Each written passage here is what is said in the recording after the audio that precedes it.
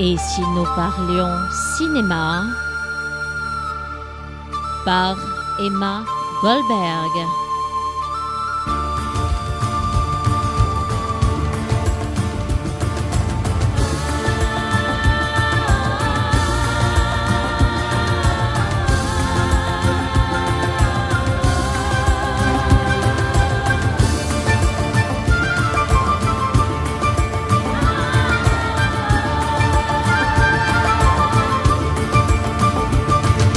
Bonjour les amis, pour cette troisième chronique ensemble, voici une chronique spéciale actrice. J'ai eu la chance et l'immense honneur d'avoir la plupart d'entre elles au téléphone qui se sont confiées à moi et m'ont parlé de leur vie, de leurs attentes, de leurs espoirs, car elles se sont livrées, confiées et elles ont été sincères et touchantes. La première que j'ai eue au téléphone est Blanche Rénal, une actrice passionnante, palpitante, pleine de vie. Blanche Rénal, elle pétule, elle croque la vie à pleines dents. J'ai été fascinée par cette actrice car elle a enchaîné tout dans sa vie avec la même ferveur, la même envie et la même joie de vivre. On l'aime passionnément, Blanche Rénal. Son public ne s'y trompe pas. Blanche Rénal se voyait avocate, d'où ses études en faculté de droit, notamment le droit pénal des mineurs, voulant défendre les enfants et sauver de la délinquance.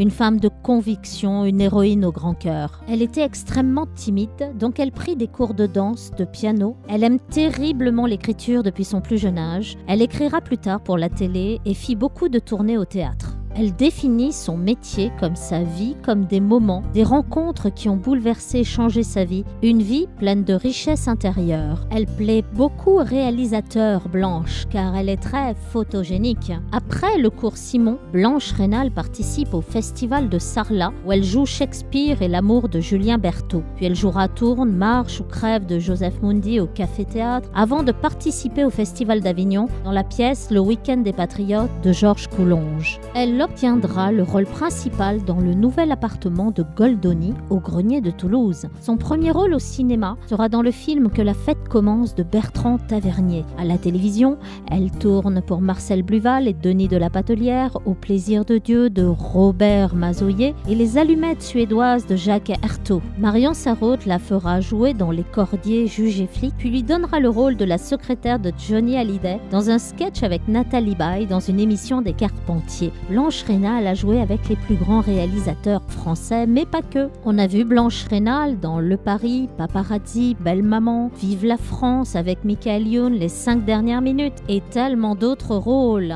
Elle a récemment participé au Festival de La Rochelle. Son public ne la quitte plus. Beaucoup d'amour et d'autographes, elle donne sans compter avec sa générosité et l'humilité des très grands. Son futur prend la forme d'une pièce de théâtre qu'elle est en train d'écrire et qu'elle va mettre en scène, en choisissant soigneusement son équipe sans doute pour 2020 et soutenue par l'Adami. Cette pièce s'appellera Nuit Blanche. Cette pièce écrite pour 3, c'est le parcours d'une femme entre vie, rêve et réalité.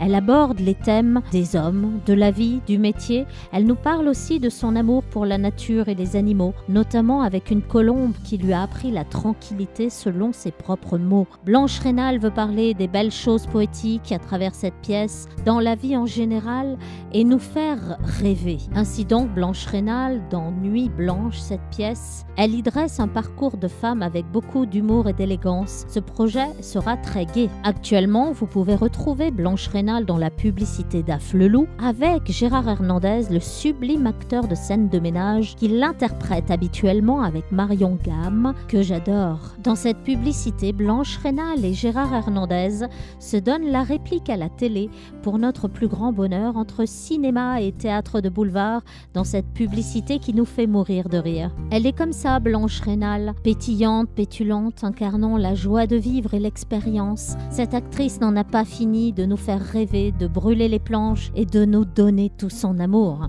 Et si nous parlions cinéma ?